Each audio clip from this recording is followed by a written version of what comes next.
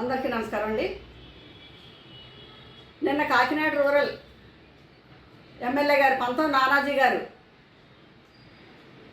మాట్లాడిన మాటల ఉద్దేశించి జగన్మోహన్ రెడ్డి గారి గురించి మాట్లాడిన మాటలు. జగన్మోహన్ రెడ్డి గారు వైఎస్ఆర్సీపీ పార్టీ అధ్యక్షులు, అలాగే మాజీ ముఖ్యమంత్రి గారు.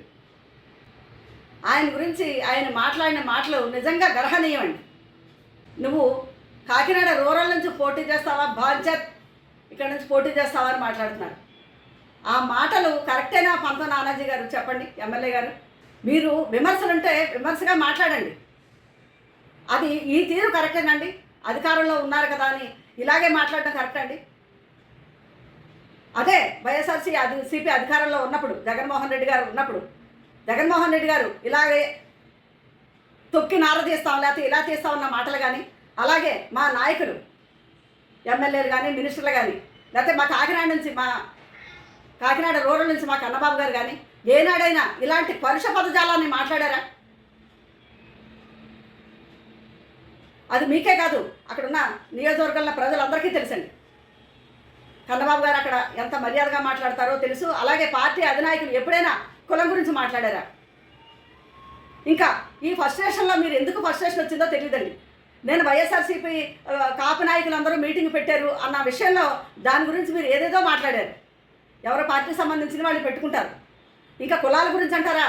కుల ప్రస్తావన తీసుకొచ్చింది మీ అధినాయకుడే. నేను కాపుని నాకు మీరు అందరూ సపోర్ట్ చేయాలని వేదికల మీద మాట్లాడింది మీ అధినాయకుడే సార్.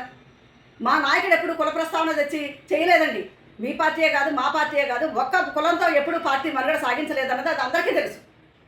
ఇంకా పార్టీలో ఉన్న వివిధ నాయకులు అంటారా, ఒక కూటమిగానో ఒక కలిసినప్పుడు ఏదైనా మాట్లాడుకుంటారు. అది మీకు ఎందుకు బాధ వచ్చిందో తెలియదు. అంటే ఈ మధ్య జనసేనలో ఉన్న కాపు నాయకులు కొంతమంది అసంతృప్తిగా ఉన్నారు, బయటకు వెళ్ళిపోతున్నారు అన్న ఫ్రస్ట్రేషన్లో మీరు ఈ మాటలు మాట్లాడి ఉండొచ్చు. దానికి జగన్మోహన్ రెడ్డి గారిని బాంచేత్తని మాట్లాడటం చాలా బాధాకరం అండి, చాలా విచారించదగ్గ విషయం. జగన్మోహన్ రెడ్డి గారిని వచ్చి కాకినాడ రూరల్ నుంచి పోటీ చేయమని మీరు సవాల్ విసురుతున్నారు. అసలు మీ నాయకుడు ముందు ఎక్కడి నుంచి పోటీ చేస్తున్నాడో మీరు ముందు చెప్పండి సార్. మేము చెప్పగలం. మా అధినాయకుడు ఎక్కడి నుంచి పోటీ చేస్తాడంటే ఇన్ని సంవత్సరాల నుంచి ఎక్కడి నుంచి పోటీ చేస్తారో మా అందరికీ తెలుసు. మీకు క్లారిటీ ఉందండి? 2 సార్లు మీరు ఓడిస్తాను ఇక్కడికి రమ్మంటున్నారు. మీ అధినాయకుడినే మా పార్టీ నాయకులు ఓడించారు కదా 2 సార్లు. వైఎస్ఆర్సీపీ నాయకుడి చేతుల్లోనే మీ నాయకుడు ఓడిపోయారండి. మరి ఈరోజు మీరు జగన్మోహన్ రెడ్డి గారిని వచ్చి అక్కడ తీసుకొచ్చి సవాల్ చేసి అక్కడ మాట్లాడమంటున్నారు. ఇంకా కులాల ప్రస్తావన వస్తే మీరు 2-3 స్థానాల్లో సర్వేలు చేయించుకుని తర్వాత పిఠాపురం వచ్చి అక్కడ కాపులు ఉన్నారనే కదా ఇందాక వంగా గీత గారు మాట్లాడిన మాటలు కూడా మీరు విమర్శ చేశారు. అది నిజమే కదండి. మీరు కాపుడు సపోర్ట్ చేయండి అని నిలబడి వచ్చారు కదా. కాపులు ఒక్కటి చేస్తేనే అయిపోలేదు, అందరూ వస్తారు. చేశారు, నెగ్గారు, అధికారంలో ఉన్నారు. చేయండి సార్, ప్రజలకు మంచి చేయండి. అధికారంలో ఉన్నారు కదా అని ఇంకా ఏది నోటికి వస్తే అంత మాట్లాడేయడమనే. లా అండ్ ఆర్డర్ చేతుల్లో మీ చేతుల్లోనే ఉంటుందా? ఇంకా తప్పు చేస్తే శిక్షించడానికి కోర్టులు ఉన్నాయి కదండి. ఏరేస్తాం, పీకేస్తాం, చేసేస్తామంటే ఏంటి సార్ ఇది? నాయకుని బట్టే కదా ఎవరైనా మాట్లాడతారేమో. పవన్ కళ్యాణ్ గారు అలాగే తొక్కి నార తీస్తానంటున్నారు. ఆ మాటలు నిన్న కాకినాడలో మాట్లాడారు కాబట్టి ఆ ప్రభావం ఇంకా ఉండిపోయి మీరు మాట్లాడారు సార్. అసలు కాకినాడలో మీటింగ్ పెట్టింది పవన్ కళ్యాణ్ గారు దేని గురించి మాట్లాడారు మీరే విన్నారు. ఆయన స్టేజ్ మీదే మీ నాయకులనే అన్నారు, నేను ఒక్కడనే అన్ని చెయ్యాలా, మీరు ఎవరో మాట్లాడరా అని. అది మీ ఫ్రస్ట్రేషన్ ఏమనండి అది. అప్పుడు దానికి జగన్మోహన్ రెడ్డి గారిని ఇక్కడ పోటీ చేయమన్న వరకు మీరు వచ్చి పోటీ చేయండి అని మీరు మర్యాదగా పోనీ అనండి, సవాల్ విసరండి. ఆ బాంచన్ ఈ మాటలు ఏంటి సార్? ఇంకా వైఎస్ఆర్సీపీ కాపులు లేకపోతే కూటమి చౌదరి కాపులు ఏం మాటలు సార్ ఇది? అన్ని కులాల్లో అన్ని పార్టీల్లో అన్ని కులాలు ఉంటారు.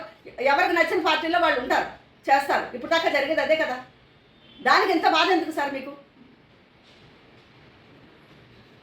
ఇంకా జగన్మోహన్ రెడ్డి గారిని సవాల్ చేస్తూ మాట్లాడడానికి, జగన్మోహన్ రెడ్డి గారు పార్టీ పెట్టిన చాలా కొద్ది కాలంలోనే ఆయన ఏంటో నిరూపించుకున్నారు. లేకపోతే ఆయన అక్కడ నుంచి ఎంపీగా పులివెందుల నుంచి పోటీ చేసినప్పుడు 5 లక్షల మెజార్టీతో నెగ్గారండి. ఆ రికార్డు ఇప్పటికీ అలాగే ఉంది. పార్టీ పెట్టిన 12 సంవత్సరాలకు కదండి మీ నాయకుడు ఎమ్మెల్యే అయ్యారు, తర్వాత ఇప్పుడు డిప్యూటీ సీఎం అయ్యారు. జగన్మోహన్ రెడ్డి గారు ఆ చరిత్ర కాదు కదా. ఆయనే అన్నారు, మీ నాయకుడు నేను 2 చోట్ల పోటీ చేస్తే మీరే ఓడించారు నన్ను అని మాట్లాడారు. ఎవరు ఓడించారో గెలిపోవటములు మన చేతుల్లో ఉండవు కదండి. ఒకసారి ఒక పార్టీ, ఒకసారి ఎన్నో సంక్షేమాలు చేసిన మా వైఎస్ఆర్సీపీ పార్టీ ఓడిపోయింది. మీరు అన్నట్టు 11 స్థానాలకు పరిమితమైన మేమేం బెదిరిపోలేదే. వస్తాం,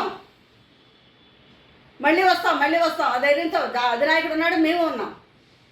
ఈ కూటమి నాయకులు చేసే పనులు, కూటమి నాయకులు అభివృద్ధి చేస్తామని, సంక్షేమం ఇస్తామని పరిపాలనలోకి వచ్చిన తర్వాత ఈ 2 సంవత్సరాల్లో ఏది చేయక ప్రజల్లోనే వ్యతిరేకత వచ్చిందండి. అది మేము చేస్తేనే అది కాదు, ప్రజా వ్యతిరేకత మీకు తెలుస్తూనే ఉంది కదా. తట్టుకోలేక మరి ఇలా మాట్లాడుతున్నారో ఏమో కానండి. ఒక మాజీ ముఖ్యమంత్రిని పట్టుకుని ఇలా మాట్లాడడం చాలా బాధాకరం, చాలా విచారకరం సార్.